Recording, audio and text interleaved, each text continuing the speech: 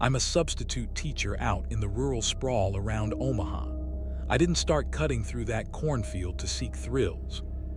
It was a shortcut, pure and simple, 10 minutes shaved off the drive home after long days with second graders. Behind the elementary school, there's a sagging stretch of chain link. If you duck under it, you can walk straight through the corn and come out by a gravel spot next to the county road. Teachers called it the teacher's alley. Everyone used it. That afternoon, everything looked harmless. The sky was soft, the air warm, the kind of early evening that makes you feel like nothing bad ever happens, which is usually when it does. The final bell had just let out. I waved to the secretary, rinsed my mug in the staff sink, and stepped outside. Routine. I crossed the back lot, ducked under the drooping fence, and slipped into the first row of corn. I'd gone maybe 30 feet when I saw it, a kid's spiral notebook lying half buried in the dirt. Pink cover smeared with dust. I picked it up automatically. Inside, on the first page, a name was scrawled in thick pencil, Laura, with a heart drawn beside it. I smiled. Probably dropped at recess, I told myself, even though recess is on the opposite side of the building. I set the notebook carefully over a stalk so whoever lost it might see it, and kept walking.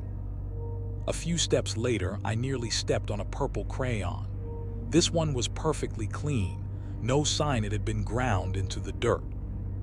Then, a few yards on, a jump rope neatly coiled like someone had placed it there on purpose. Another dozen steps and there was a single child's sneaker in the path. Tiny, scuffed, the inside filled with dust as if it had been sitting there for a while. That's when I stopped. The only sound was the dry whisper of leaves rubbing together. At first I tried to dismiss it all as random litter.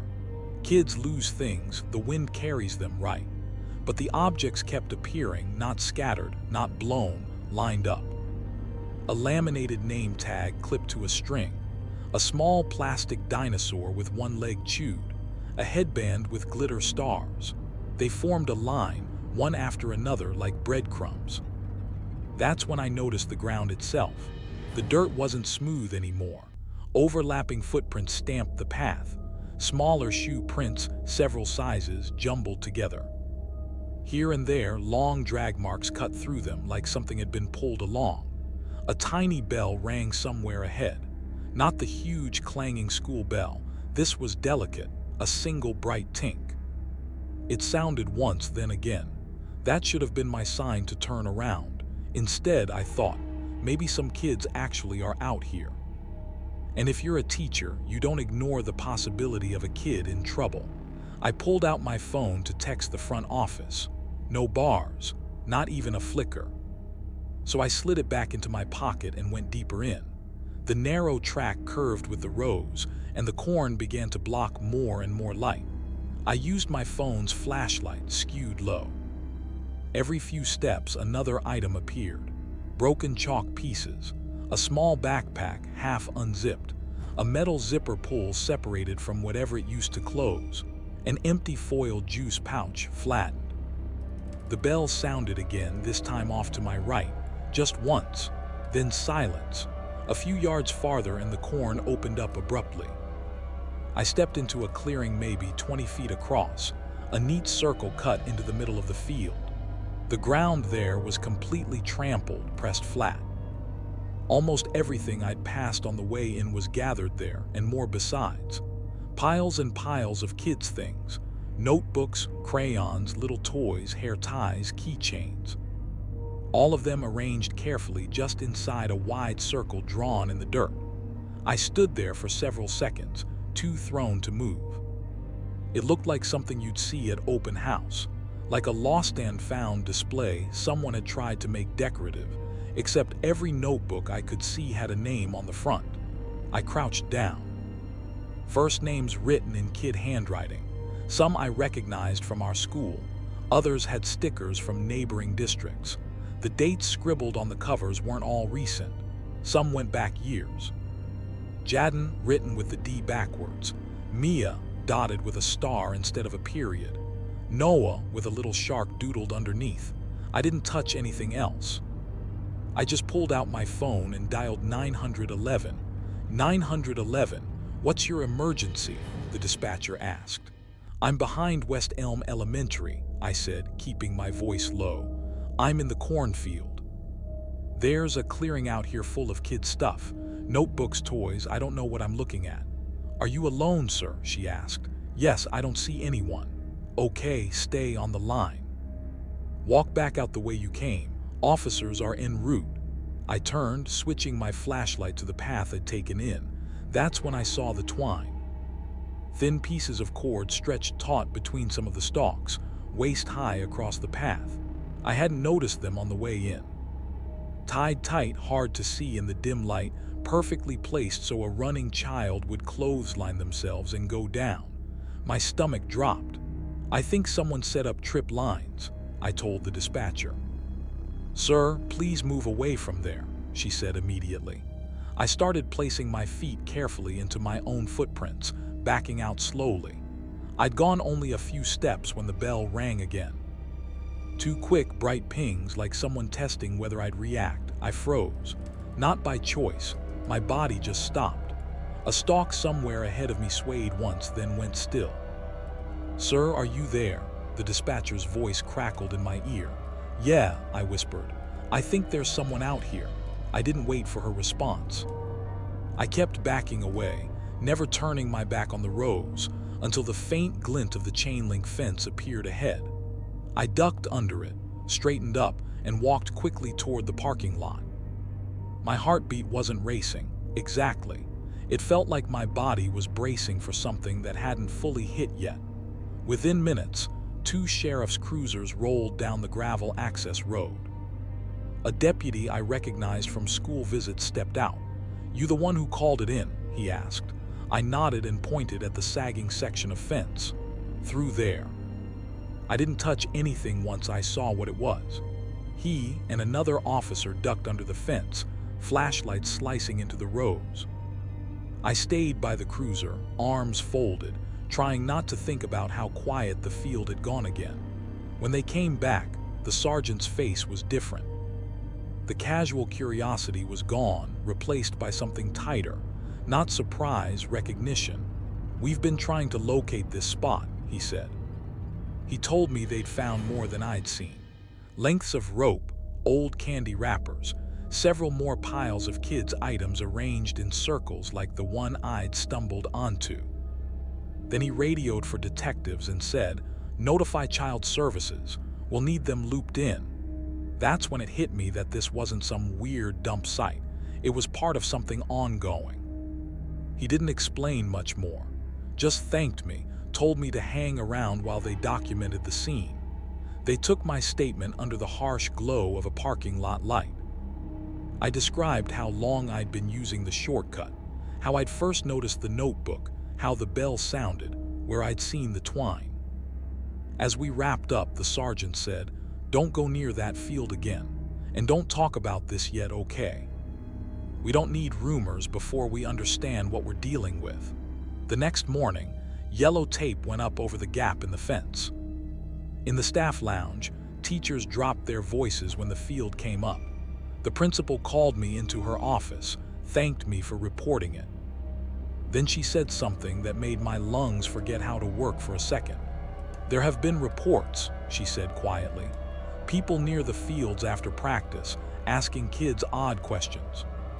We've had extra patrols, but nothing stuck. Maybe this ties in. The farmland behind the school wasn't district property. It had belonged to an elderly farmer who died the year before. His relatives hadn't decided what to do with it yet, so it just sat there, unwatched. Perfect cover. Later that week, I saw investigators in the distance, setting little colored flags in the ground. From the back lot, I could see orange markers scattered, one near where I knew the clearing to be, another closer to where the twine had been. A drone buzzed overhead, mapping everything from above. When the local paper finally mentioned it, the piece was a tiny column, unusual items found near school. No photos, no details about the circle. The sheriff's office called it an ongoing inquiry. One deputy, speaking quietly when no one else was around, told me some of the notebooks matched old missing property reports from several schools. A few names were linked to kids who'd gone missing years earlier, kids who had eventually been found safe, miles away. No one understood how their belongings had ended up here. That night, the image of that clearing wouldn't leave me alone. The ring of objects, the scuffed ground, the names written in childish scrawl. About a week later, harvest started. Massive combines rolled through and ate the corn down to nothing, flattening everything in their path. I thought seeing the land open and bare would help. It didn't. The emptiness just made it feel more wrong. The school put up new fencing and posted signs. Do not enter private property. Parents at pickup started asking cautious questions. No one had answers that would satisfy them. I kept subbing, but I changed my habits. I always parked out front. I never walked near the back fence anymore. Still, sometimes at recess, I'd catch my eyes wandering toward that side of the playground, half expecting to see movement where there was only wire and stubble. A few days later, detectives called me back in. They spread copies of notebook covers across a table, asked if I recognized any names. I picked out a few. Kids I'd taught, kids I'd just seen in the hallway. They asked whether I'd ever seen anyone hanging around that field line in the afternoons. I hadn't, beyond a few parents cutting through as a shortcut to their cars. When I asked if they'd discovered anything else, all they said was, "It's an active investigation." We can't comment. Weeks passed. The patrol cars stopped cruising by as often. The field was plowed under for winter. Conversation drifted to other things. My mind didn't. I still work in schools, different district now. And every fall, when the air goes sharp and dry and you can smell corn dust on the wind, that bell sound flickers in the back of my head. Not the loud clang from the building, the tiny one out there in the rows. People assume the hardest part of teaching way out here is the lack of funding or the long hours. It is. What really unnerves you is realizing how close the unknown can sit to everyday life, right up against the place where kids run and shout and feel safe. The detectives never did tell me who strung those lines or when they started. The land got sold to a couple of cousins who put up metal storage silos. The circle is gone. The notebooks and toys are tagged and boxed somewhere in an evidence room. That doesn't mean it's finished. My name is Sarah, and I work as an agricultural inspector for the state of Texas.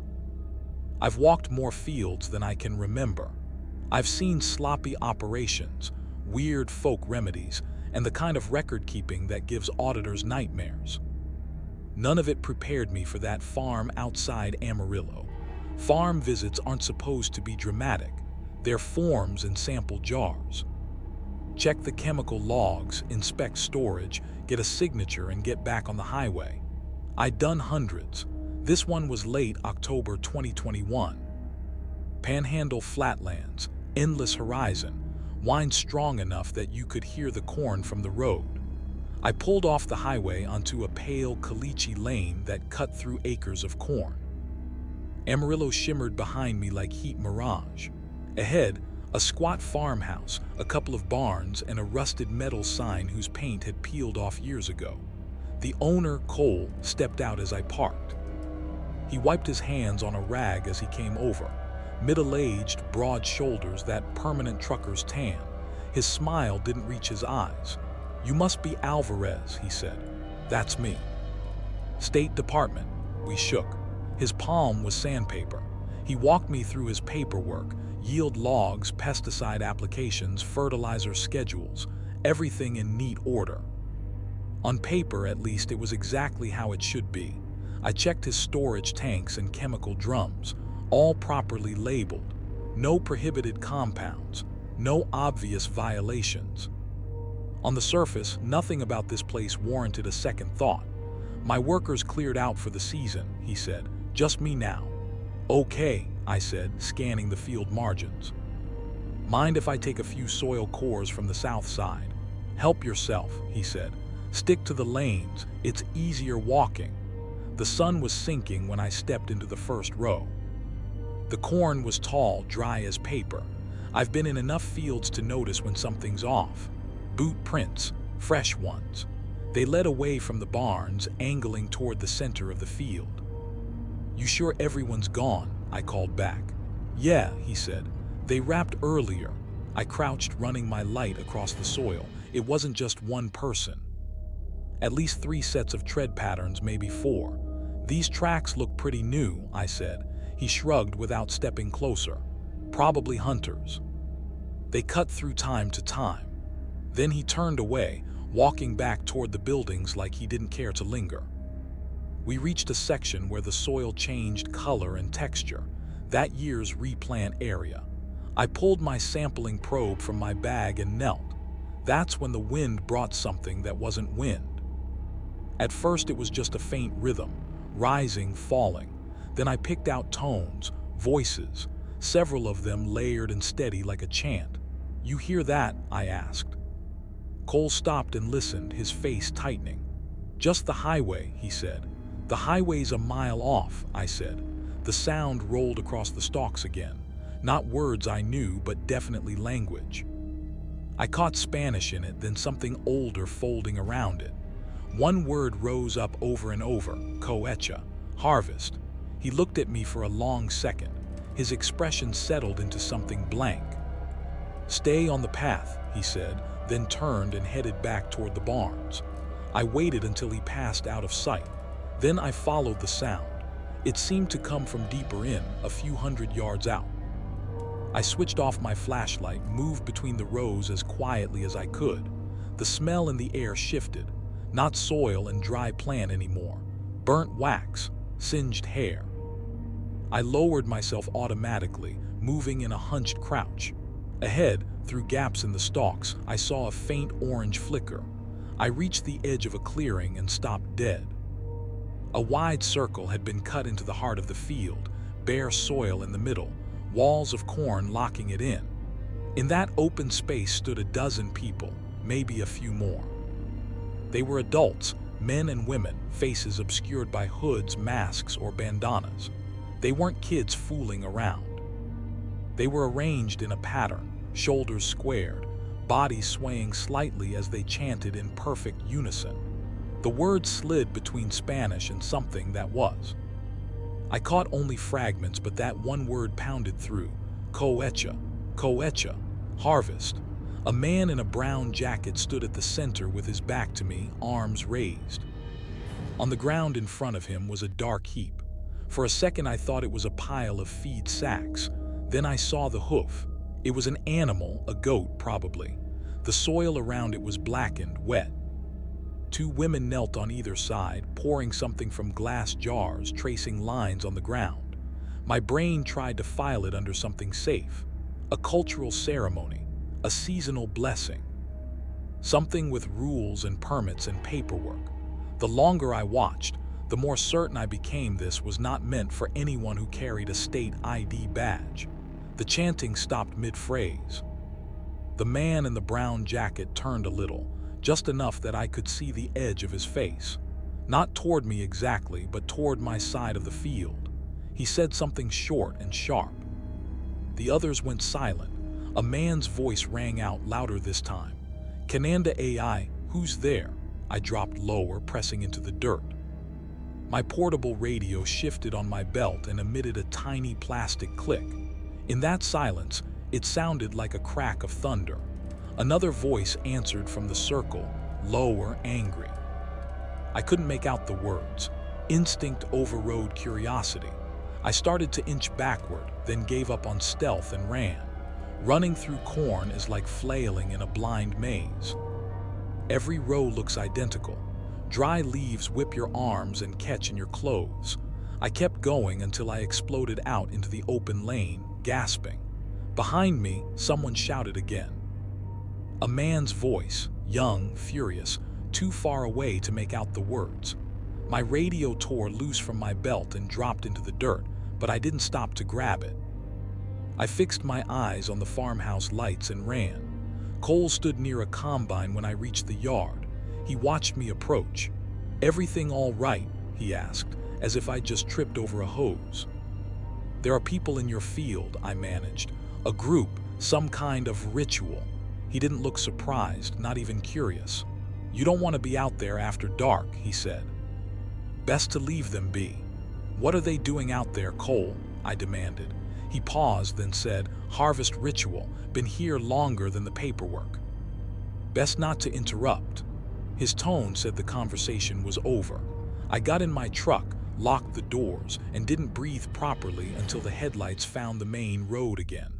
Then I called 911. 3 sheriff's units met me along the shoulder about 20 minutes later. They followed me back to the turnoff and drove up the lane in formation, spotlights sweeping the rows. I stayed near my truck, watching their beams strobe through the corn. Eventually, one deputy walked back to me. "We found burn marks and bone fragments," he said. "Small animal." "No people." "There were at least 12 of them," I said. "Adults. They had a goat, maybe." He gave me that tight, polite smile cops wear when they've already decided what they're going to write. "Probably local kids," he said. "We see bonfires and weird parties every year." He took my statement anyway, careful, precise, leaving out everything that mattered. 3 days later, I got an email from my department. Subject line, follow-up/Amarillo visit. The attached report was 3 paragraphs of official language. Investigation closed. No evidence of criminal activity. Possible ceremonial burn unauthorized. The last line chilled me. Owner claims no knowledge of incident. Field now harvested. I printed it and filed it. Protocol. 2 weeks later, I had to go back for a missing signature on a form. I didn't want to, but we don't always get to want. Cole was waiting by the barn with a pen already in his hand. "Need me to walk you through again?" he asked. "No," I said. "Just need your signature here." He signed without reading, nodded once, and walked away. That's when I noticed the paper under my windshield wiper. A square folded twice. Inside, in plain pencil, someone had written, "The land takes what you give it." No name. Just a smear of corn dust along the crease. I didn't report it. What would I say? That a piece of scrap paper scared me more than an unofficial animal sacrifice. I finished my route, and after that, steered clear of that side of Amarillo whenever I could. But it didn't stay there. Months later, at a different farm in a different county, I was checking crates while workers stacked produce. One of them was humming under his breath, not consciously. A pattern 3 beats over and over, a rhythm I recognized before I could place why. "Koetcha." "Hey," I asked. "What song is that?" He blinked like he'd just woken up. "What song?" he said. That night I dreamed of torchlight flickering against corn leaves, of voices chanting in a language that knotted my stomach. In the dream, the sound cut off mid-word, and I woke up with my lungs burning like I'd been holding my breath the whole time. I still do my rounds. I still walk fields. But I don't step between rows after dusk now. I call out my name when I start an inspection, like I'm announcing myself to something that might be listening. And I never, ever ignore it when the wind sounds like speech. Most of the things that really bother me in my job don't come with sirens and screaming. They're quiet. A single plate left in an otherwise bare kitchen sink. A bathroom light on in an empty house. A bedroom door that locks only from the outside. I'm a county social worker in western Iowa. Most of my caseload is mind-numbing. Neglected farmsteads, kids half forgotten by everyone, hoarders who insist they're organized. Then one Tuesday I got a call that felt different. "Possible child at risk," the dispatcher said. "Neighbors report a young child running through the corn off County Road D, properties vacant." Old Haver Place. The Haver farm had been foreclosed on years earlier. The roof sagged, the siding peeled, windows opaque with grime. Still 2 people, an older man and a school bus driver, had both called on different days to say they'd seen a small child. Always alone, always around dusk, running in the rows. I drove out late in the afternoon. The sun hovered just above the fields, throwing long lines of shadow across the gravel. County Road D runs straight and stubborn, fenced on both sides. Then those fences give way to miles of corn. The Haver farmhouse looked even more tired than I remembered. The porch was collapsing in one corner. The screen door hung crooked. A plastic kiddie pool lay upside down near the front steps. I parked by a stand of evergreen windbreak, turned the engine off and listened. Crickets, a crow calling from somewhere off to my right, the dry rustle of corn in the breeze, no voices. I grabbed my badge, my flashlight, and a thin file folder. Inside were the foreclosure documents, old inspection notes, and the new complaint report. The last page was scrawled with phrases like giggles in the corn and seen multiple times, small child. Routine, I told myself. Just another box to check. The field started right behind the house, rows stretching away in neat lines. Whoever was leasing it now wasn't investing much, just planting enough to keep the land from going wild and the bank from asking questions. The first thing I saw when I stepped into the rows was a small green army man, a toy soldier tied to a stalk with twine around his waist, plastic rifle pointed outward. He hadn't fallen there. He'd been positioned facing east toward the road. I crouched. The twine was gray and rough but not rotten. Someone had done this recently. "Hello," I called. "County Social Services." "You're not in trouble, I just want to talk." Nothing but leaves whispering. I stepped deeper, my phone flashlight a weak circle in the green light. 10 feet in, I found another toy. A chipped matchbox car, this one tied at my eye level to a stalk. Same twine, same knot, facing the same direction, toward the road. I thumbed out a text to dispatch. Unseen Haver property. Evidence of possible child presence. Entering field. Sent my location. Hit send. It barely went through. The farther I walked, the closer together the rows felt. The light dimmed to a murky green blur. After a while, every direction looked the same.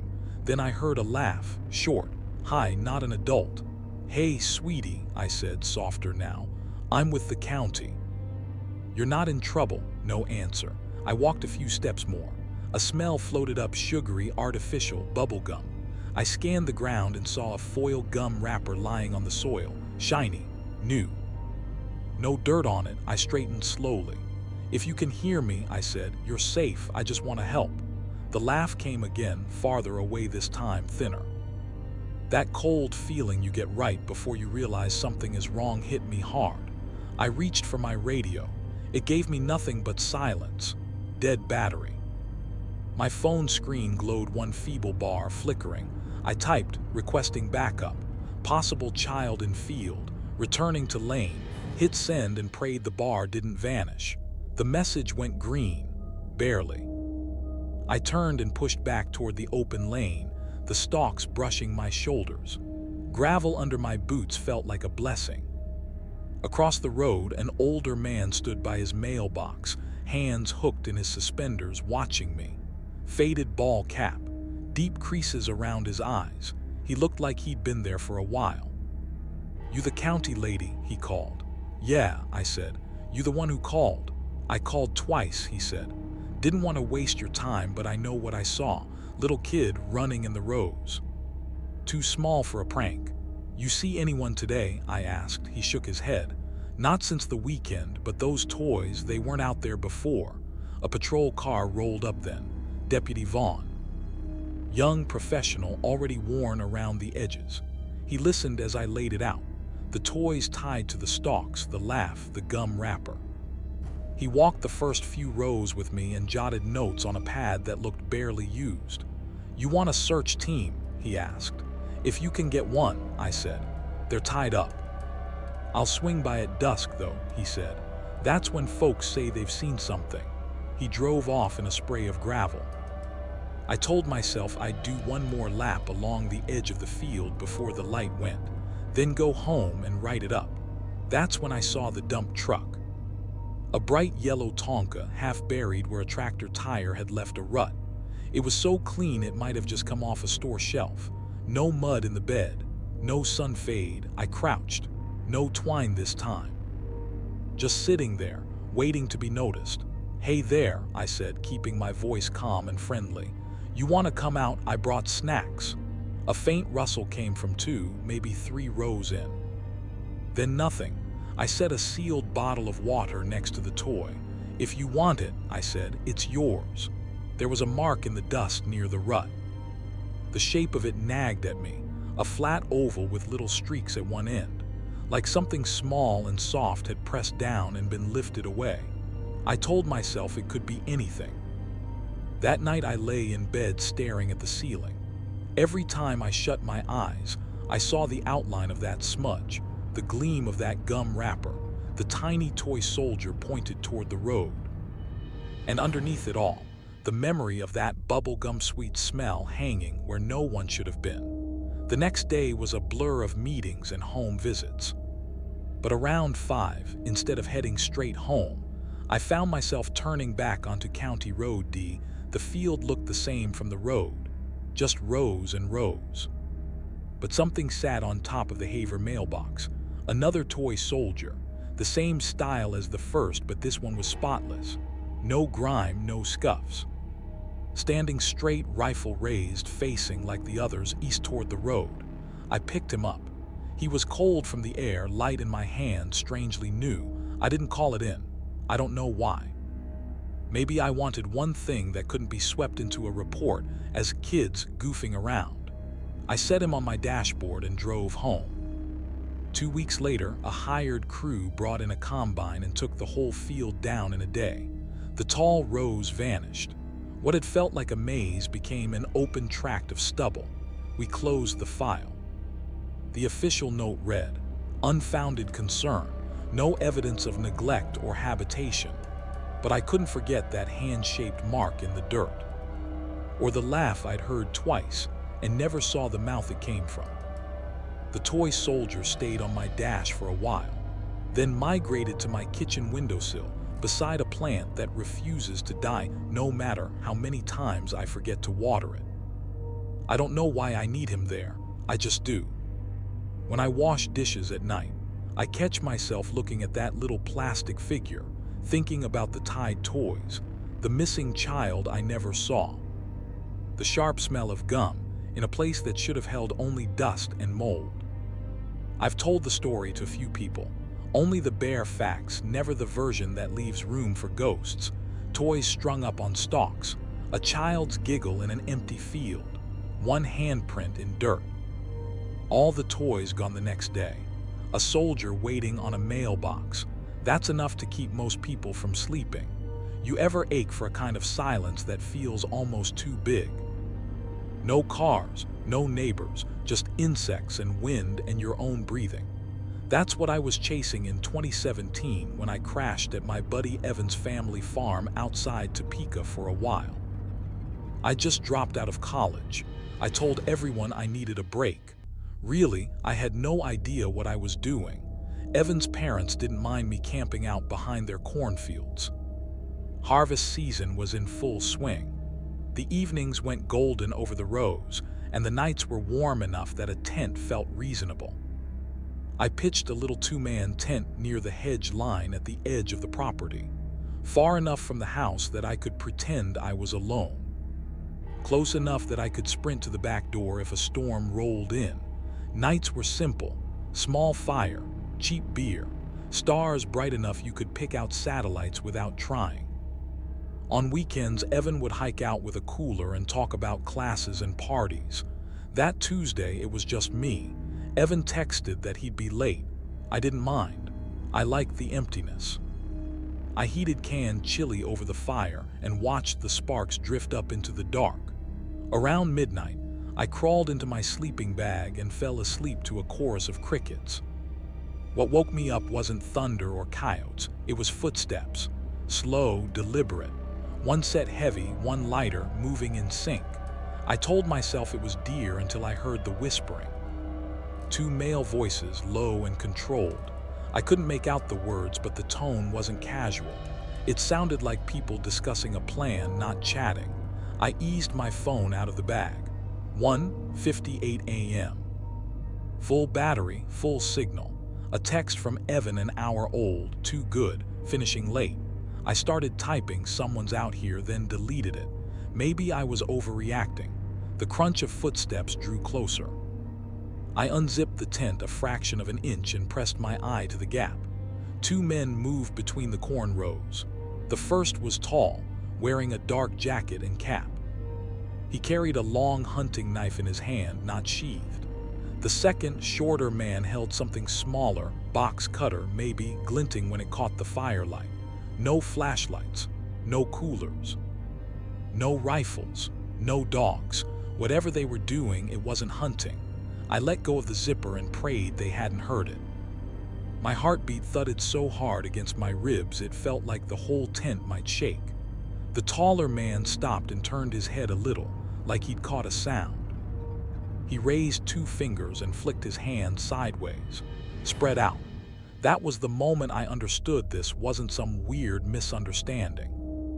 I pulled my phone back under the sleeping bag and hit Evan's name. It went straight to voicemail. I tried the sheriff's office number from the magnet on the farmhouse fridge. I didn't even get the second digit out before I heard one of the men whisper, closer now. "You checked the bag." My bag. My duffel sat just outside the tent where I'd left it. I could hear them kneel, the rasp of a zipper, a short grunt.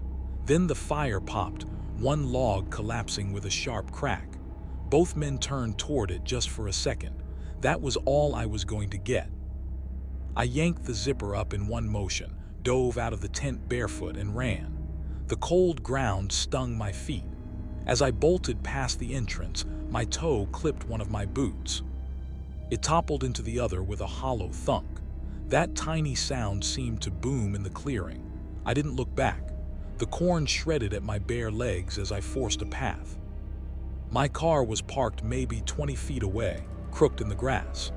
I remembered exactly where I'd left my keys, in the side pocket of my jeans, which were crumpled on the passenger seat. I grabbed the driver's side handle. Blessedly, it opened. I threw myself inside, reached blindly across the seat, and fumbled through denim until my fingers closed around metal. The driver's window thudded. I jerked my head up. The tall man stood there. The knife was gone. His bare hand was flat against the glass, fingers spread. He rapped his knuckles twice, slow, almost polite. Then he leaned down until his face filled the frame, close enough that I saw the lines around his mouth when he smiled. His lips moved. I couldn't hear the words through the glass, but the expression was conversational, easy, like he was offering me something. In the side mirror, the shorter man materialized at the back of the car. He held the box cutter low, flicking the blade in and out, in and out. I jammed the key into the ignition and turned it. The engine coughed, then caught. Neither of them flinched. I slammed the car into reverse. The tires spun and threw gravel. The shorter man jogged a few steps alongside, keeping pace for a heartbeat before stopping dead. The tall one just stared, like he was memorizing my face. I don't remember shifting into drive. I remember the feel of the steering wheel under my sweating hands and the wild beam of my headlights bouncing down the dirt lane. When I had enough bars, I called 911. I had to start twice because the first time my voice broke too badly to be understood. Two men, by my tent, outside Topeka, knives. I forced the words out. "I'm driving to the ranger station." "Stay on the line," the dispatcher said. "What's your location now?" I gave her half-formed landmarks and road names, watching my rearview mirror for headlights that never appeared. By the time I pulled into the ranger station lot, my legs felt like they didn't belong to me. The ranger on duty stepped outside, saw my face, and ushered me in without asking a single question. I told him everything while he called the sheriff. My hands shook so hard I spilled half the water he gave me. A deputy arrived about 20 minutes later. He had me repeat the story slower this time, details in order. Then he radioed his partner, who was already on his way to the farm. The response came back after a few tense minutes. I watched the deputy's face as he listened. "Your friend S at the property now," he said finally. "They're checking your camp." We waited. The radio crackled again. Tents open. Sleeping bag S dragged out. 2 sets of prints. Fire still going. They're gone. Gone. The deputy looked at me like he wanted to say something reassuring and couldn't find the words. "You did the right thing getting out of there," he said instead. Evan called while I was still sitting in that beige office chair. He was talking before I could say hello, apologizing over and over for not being there, for not checking his phone, for everything he could think of. He stayed on the line until I heard the crunch of another cruiser pulling into the lot. By dawn, officers had combed the campsite. 2 sets of distinct boot prints, both work boots. An empty blister pack and a short plastic straw near the fence line. "Poachers," the deputy said later. "Probably high, maybe figured your stuff was worth grabbing." I wanted to believe that. I really did, but the knives had been clean. The men had stood so close. They'd moved like people who knew exactly what they were doing. They hadn't looked at my cooler. They hadn't taken my gear. They'd come for something else. Evan and I went back after sunrise to pack up what was left. In daylight, the tent looked too small to contain the kind of night I'd had. Evan's mom came out with a mug of coffee for me, her hands shaking just a little. "Maybe they were after coyotes or something," she said. "Animals, you know how people are." I didn't argue. That night I slept on their couch. The family dogs, who usually slept outside, stayed in. One lay by the front door, the other curled under the dining table. Their slow, steady breathing was the only thing that let me drift off.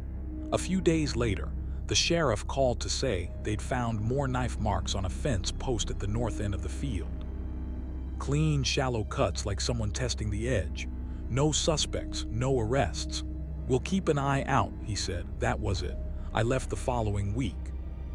I told Evan I'd visit again once the corn was down.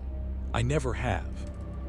These days I still camp, but only in crowded campgrounds where you can hear kids arguing over marshmallows and someone's music 2 tents over. I like the glow of bathhouse lights. I like the noise. The official line was that those men were poachers, but there were no animal tracks, no carcasses, just 2 spotless knives and 2 strangers walking the rows at 2 in the morning. It's incredible how fast everything can tilt from peaceful to wrong in the span of a single breath you haven't taken yet. Driving at night makes sense to me. Fewer cars, no small talk, no dogs darting out from behind mailboxes. Just darkness, your route, and the next address. In October 2022, I was finishing a rural Indiana run. It was the last stretch of the shift, on those back roads that look like they're leading straight into the corn forever. My GPS was doing its usual spin, the little blue dot drifting off the road, recentering, then drifting again like it was seasick.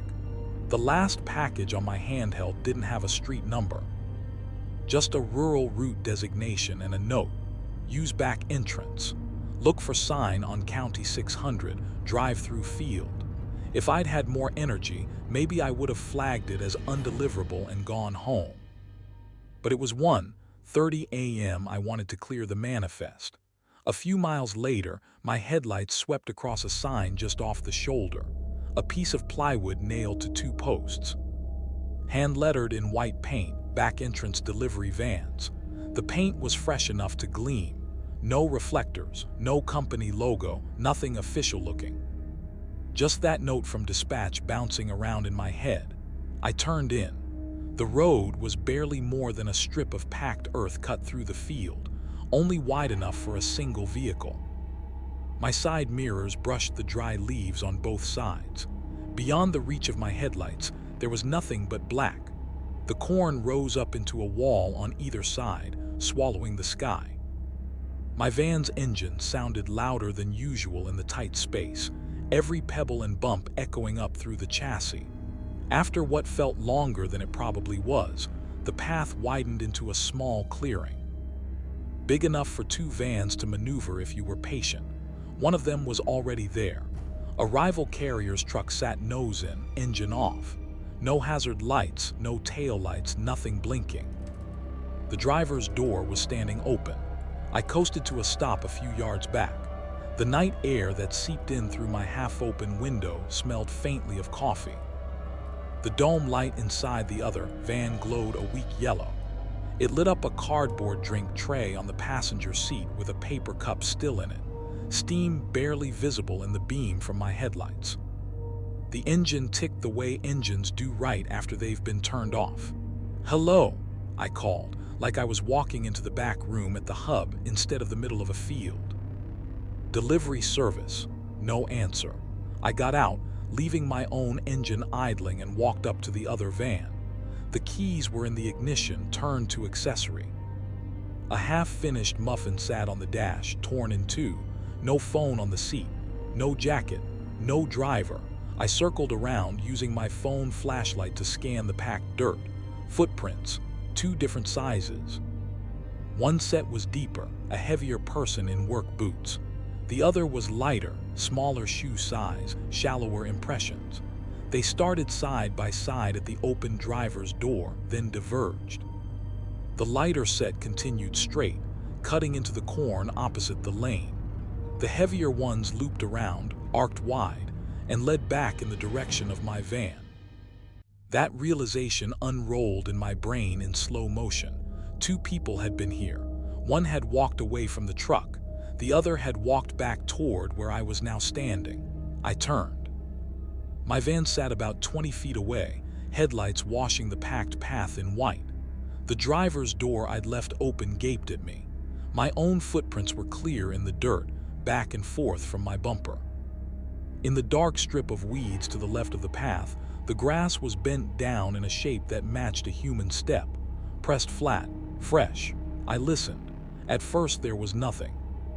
Then, so faint I might have imagined it, the whisper of dry stalks moving against each other. One soft hiss, then another. Not wind, localized, close. "Hey," I said, louder now. "I'm with the courier service. If you need help, say something." No answer.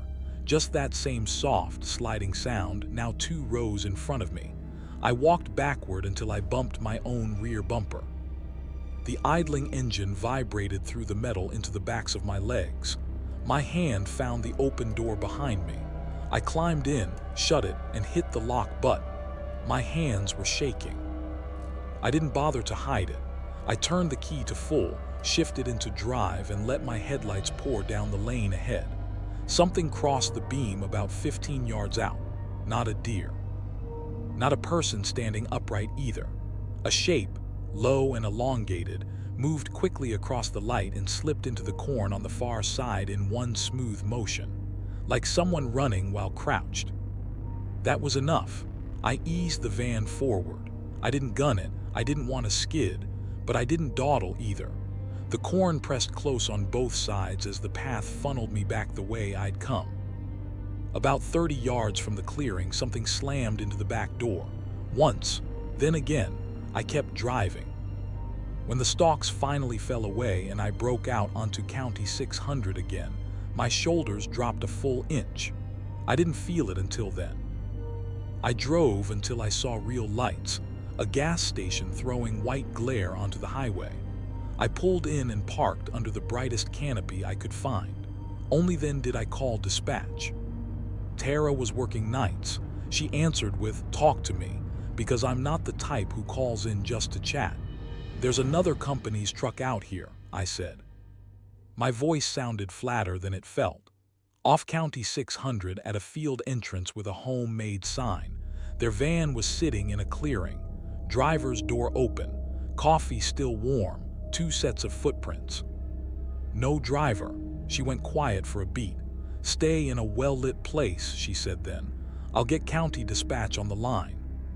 "Stay with your vehicle." I watched my reflection in the station window while I waited. I looked washed out, eyes too wide, jaw clenched. A sheriff's deputy called me back within minutes. I walked him through everything. The sign, the narrow lane, the other van, the footprints, the noise at the back of my truck. He asked me to meet him at the entrance, and then parked behind his cruiser while he checked the clearing. Sitting in my idling van on that field edge, watching his flashlight beam move through the darkness, felt like watching somebody step into a throat that might close. He came back a few minutes later and tapped on my window. I rolled it down halfway. "No one in the other vehicle," he said. "Keys in the ignition, coffee like you said. No sign of the driver nearby. And yeah, 2 sets of prints." He jerked his thumb toward the field. "We'll take it from here. You head on back." I left the last package on the seat of the rival van, scanned it as undeliverable, and marked the stop closed. Back at the hub, Tara shrugged when I told her the short version. "Cornfield screw with satellites," she said. "We get weird instructions all the time." "You all right?" I said yes. I wasn't sure. The next morning, my supervisor called me into his office. He had my written report on his desk. He skimmed it and nodded slowly. "Probably some kind of prank," he said at last. "Or the other guy faking a breakdown to grab extra time. Either way, you did right not sticking around." "Where's the package?" he added. "In my bin," I said. "No secure place to leave it." He made a note and set the report on top of a stack. End of discussion. 2 days later, we heard back from county. Officially, there'd been no crime, no assault, no missing driver. The rival company's guy had been located sleeping in the cargo area of his vehicle. That was the phrase they used. He claimed he'd just pulled into the field to take a nap. No one from the cops to the carriers seemed eager to unpack what that implied. The incident report boiled down to a handful of bullet points. No evidence of foul play, no stolen goods. One line about unverified signage and a suggestion to exercise caution when entering rural private drives. Corporate speak for, "Let's all pretend this didn't happen. I kept taking night routes." Habit, I guess. I like the road when it's empty, but after that I started paying closer attention to the roadside. If a sign didn't look official, no reflector tape, no company logo, just fresh paint in the dark of a field, I didn't go down that turn. Whoever had painted that board on County 600 had done it for a reason. It wasn't random. They wanted to see who would come. In the daytime, every cornfield looks the same. At night, when you're tired and alone, it's easy to mistake any opening in the stalks for a driveway. Easy to follow a hand-painted arrow because your handheld says back entrance, and you just want to finish your shift. But sometimes, it isn't the delivery that's waiting out there. It's the person who hammered that sign into the ditch, standing just out of view in the rows, listening for your tires on the dirt, waiting to see if you'll drive all the way in. If you're lying awake still thinking about those cornfield stories instead of sleeping, you're in good company. This is the part where I remind you to hit that like button, subscribe so you don't miss the next story, and tell me in the comments, would you walk into a cornfield after dark? If autumn for you is just pumpkin spice and cozy sweaters, you haven't been around this channel very long. Click through to hear 4 more unsettling fall horror stories, because comfort season has teeth. Thanks for watching, stay sharp, stay safe, and I'll see you in the next nightmare.